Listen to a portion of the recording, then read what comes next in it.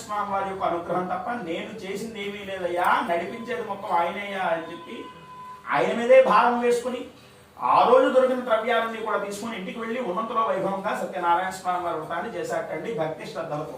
ఎప్పుడైతే స్వామివారి వ్రతం పూర్తయిందో, పూర్తయిన కొంతకాలానికి బ్రాహ్మణ ఐశ్వర్యవంతుడయ్యాటండి.